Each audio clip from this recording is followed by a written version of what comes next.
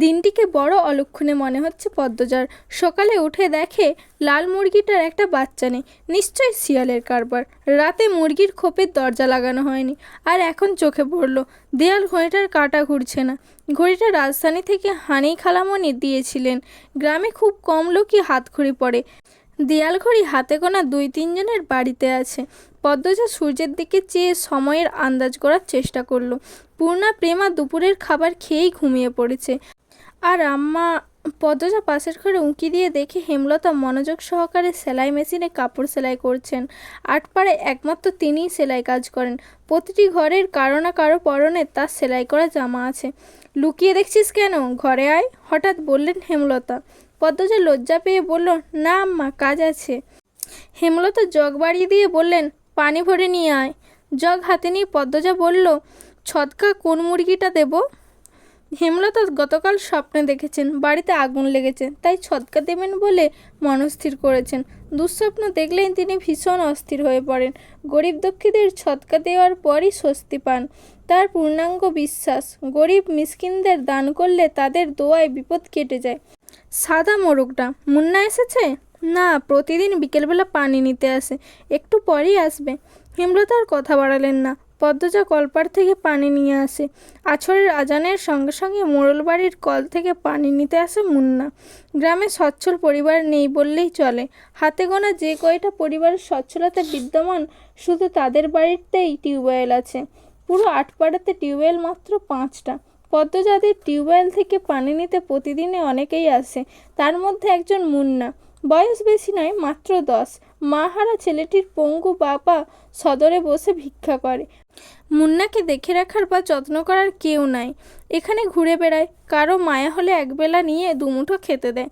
পদ্মজা মোরগ নিয়ে কলপাড়ে এসে দেখে মুন্না নেই।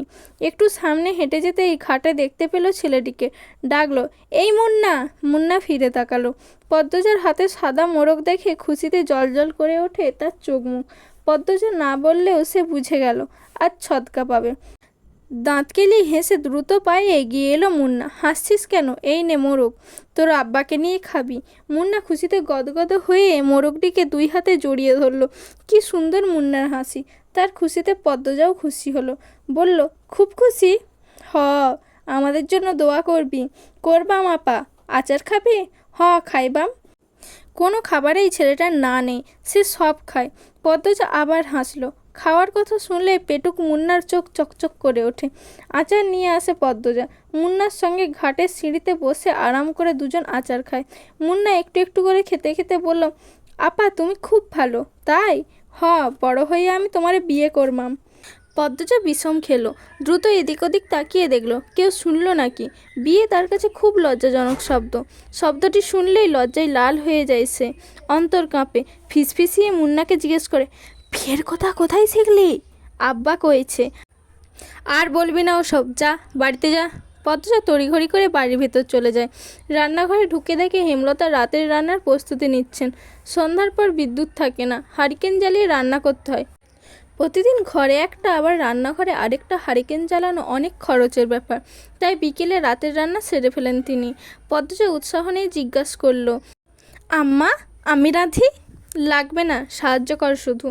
পদ্মজা চোখ ঘুরিয়ে খুঁজতে লাগলো কি কাজ করা যায়, কিন্তু এমন কিছু পেল না যেটা করা যায়। কোনো সাহায্যের প্রয়োজনই তো নেই। হেমলতা বললেন, লাউ নিয়ে আয়। লাহারি ঘর থেকে? লাহারি ঘরে নেই, ছিঁড়ে নিয়ে আয়।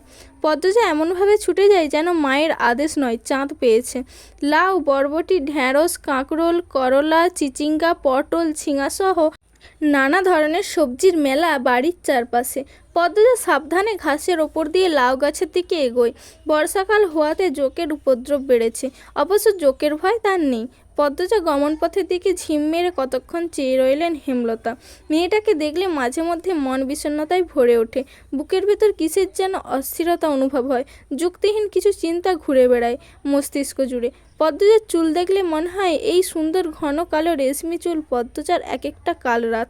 পদ্মজার ছিমছাম গড়নের দুধে আলতা দেহের অবয়ব দেখলে মন বলে এই দেহ পদ্মজার যন্ত্রণা।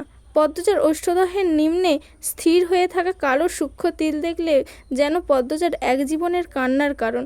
হেমলতা পদ্মজার রূপের বাহার নিতে পারে না, যেন কৃষ্ণকলির ঘরে ভুবনমোহিনী রূপসীর জন্ম নিল। জন্ম মৃত্যু বিয়ে এই তিনের উপর কারো হাত থাকে না। যদি থাকতো হেমলতা মোর্শেদকে বিয়ে করতেন না, কিংবা পদ্মজার মতো রূপসীর জন্মও দিতেন না। ভুলেও আল্লাহর কাছে রূপসী মেয়ে চাইতেন না। হেমলতার বুক চিরে ভারী দীর্ঘশ্বাস বেরিয়ে আসে। আজ শুক্রবার, স্কুল নেই। ফজরের নামাজ আদায় করে 3 বোন পড়তে বসেছে। প্রেমা নামাজ পড়তে চায় না, ঘুমাতে চায়। হেমলতার মায়ের ভয়ে পড়ে। সে ঝিমুচ্ছে আর পড়ছে। তা দেখে পদ্মজা আর পূর্ণা ঠোঁট টিপে হাসছে। হেমলতা বিরক্ত হন। প্রেমার তো পড়া হচ্ছেই না, সেই সঙ্গে পদ্মজা আর পূর্ণার মনোযোগ নষ্ট হচ্ছে। তিনি কর্কশ কণ্ঠে ধমকে উঠলেন, প্রেমা, ঘুমাচ্ছিস কেন? ঠিক হয়ে পড়। আচম্বিত ধমকে চমকে উঠল প্রেমা। তাড়াতাড়ি পড়া শুরু করলো চোখ খুলে। হেমলতা কিছুক্ষণ প্রেমাকে পর্যবেক্ষণ করে স্বাভাবিক গলায় বললেন, পড়তে হবে না, ঘরে গিয়ে ঘুমা। প্রেমা একটু অবাক হয়, পর মুহূর্তেই খুশি হয়ে ছুটে যায় ঘরে। পূর্ণা মুখ ভার করে ফেলল। তারও তো পড়তে ইচ্ছে করছে না, কিন্তু মা কখনো তাকে ছাড় দেন না। হয়তো ছোটবেলা ছাড় দিতেন, মনে নেই। সে আবার সব কিছু খুব দ্রুতই ভুলে যায়। ব্রেন ভালো প্রেমার, যা পড়ে মনে থাকে। পদ্মজার অবশ্য সব কিছুই স্বাভাবিক, শুধু রূপ বাদে। সূর্য ওঠার সঙ্গে সঙ্গে হাতে ঝাঁকি জাল আর বড়শি নিয়ে মোর্শেদ বাড়িতে ঢুকলেন। কাঁধে পাটের ব্যাগ ঝুলানো। ভোরে মাছ ধরতে গিয়েছিলেন। তিনি বাড়ি ফিরলে পূর্ণা ও প্রেমা সবচেয়ে বেশি খুশি হয়। মাছ খেতে পারে অনেক। অর্থ সংকটের জন্য হেমলতা খুব কম মাছ কেনেন।